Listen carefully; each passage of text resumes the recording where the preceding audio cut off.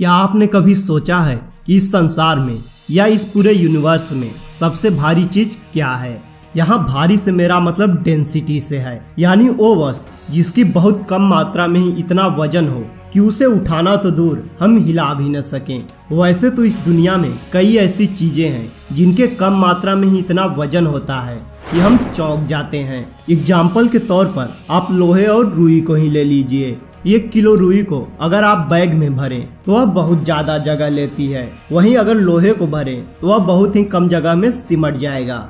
इसके अलावा आपको जानकर हैरानी होगी कि हमारे सोलर सिस्टम का दूसरा सबसे बड़ा ग्रह सैटर्न मतलब शनि ग्रह पानी से भी हल्का है। मतलब अगर आप इसे पानी में रखोगे तो ये बर्फ की तरह तैरने लगेगा। सैटर्न की डेंसिटी मात्र 0.687 ग्राम पर सेंटीमीटर क्यूब होता है। इसके अलावा हमारे मिल्की वे का सबसे बड़ा तारा UI स्कूटी, जिसमें लगभग 4 अरब सूर्य समा सकते हैं, वो भी पानी से भी हल्का है। मतलब इसका भी डेंसिटी पानी से कम है। किसी भी पदार्थ का डेंसिटी मतलब घनत्व ही यह तय करता है कि कोई चीज कितनी भारी हो सकती है। तो आज के इस वीडियो में हम ऐसी ही चीजों के बारे में बात करेंगे जो कम मात्रा में ही इतनी ज्यादा भारी हैं कि आप सोच भी नहीं सकते। पृथ्वी पर मौजूद सबसे भारी पदार्थ या कहें सबसे ज्यादा डेंसिटी वाला पदार्थ है ओस्मियम। इसका घनत्व पानी के घनत्व से लगभग 23 गुना अधिक है। ओस्मियम का घनत्व लगभग 23 ग्राम पर सेंटीमीटर क्यूब होता है, जबकि पानी का घनत्व मात्र 1 ग्राम पर सेंटीमीटर क्यूब होता है।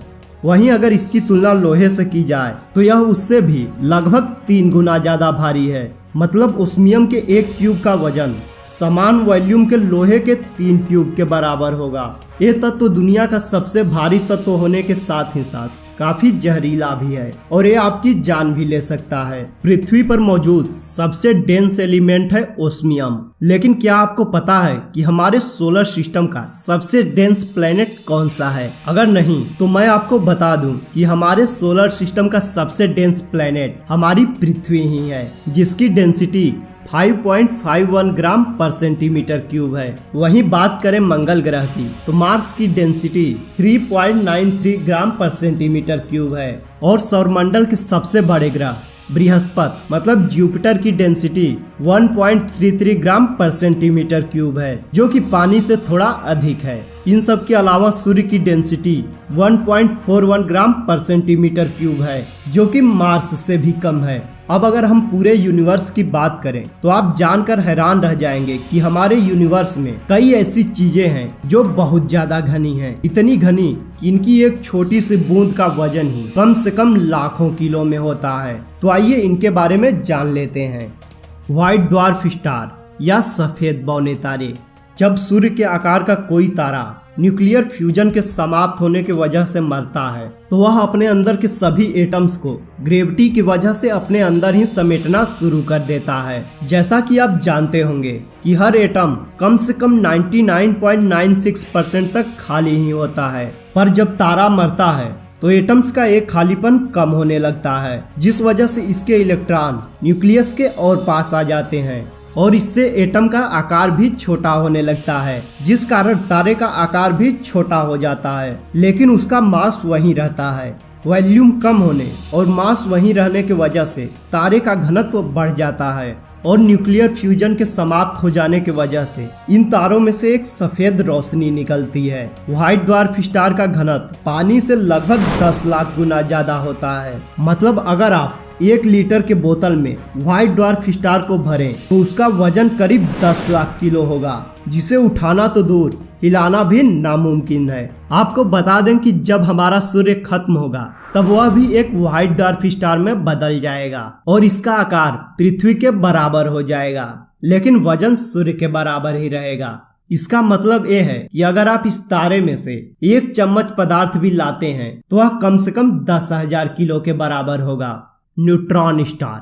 ड्वार्फ स्टार की तरह ही न्यूट्रॉन स्टार भी होते हैं, जो कि एक विशालकाय तारे के मरने के बाद बनते हैं। अब आप सोच रहे होंगे कि आखिर ड्वार्फ स्टार और न्यूट्रॉन स्टार में अंतर क्या है? तो जब सूर्य के आकार का तारा मरता है तो उसे व्हाइट ड्वार्फ स्टार कहते हैं, और जब सूर्य से 5 से 20 गुना ज्यादा भारी तारा मरता है तो उसे न्यूट्रॉन स्टार कहते हैं। न्यूट्रॉन स्टार का आकार तो और भी कम होता है, जब किसी बड़े तारे का न्यूक्लियर फ्यूजन समाप्त हो जाता है तो वह इतना ज्यादा कंप्रेस हो जाता है कि इसके अंदर के सारे इलेक्ट्रॉन लगभग न्यूक्लियस में आ जाते हैं। इसके अलावा एटम्स के बीच भी बिल्कुल गैप नहीं बचता।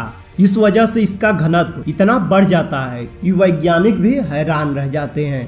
न्यूट्रॉन स्टार की डेंसिटी 8 × 10⁻13 ग्राम पर सेंटीमीटर क्यूब से 2 × 10⁻15 ग्राम पर सेंटीमीटर क्यूब के बीच होता है। मतलब अगर आप इस तारे में से नमक के एक छोटे से दाने के बराबर भी पदार्थ लाते हैं तो यह कम से कम 10 लाख टन के बराबर होगा।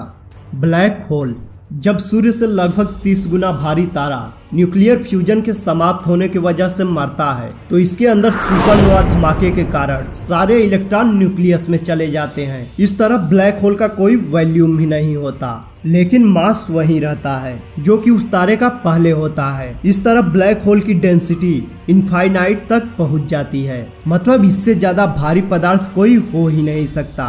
ब्लैक होल इतना ज्यादा खतरनाक है कि यह सब कुछ खत्म कर सकता है। वैज्ञानिकों की माने तो जब यूनिवर्स में कुछ नहीं बचेगा तो केवल यही ब्लैक होल ही रहेंगे, और ये कब तक रहेंगे इसे कोई नहीं जानता।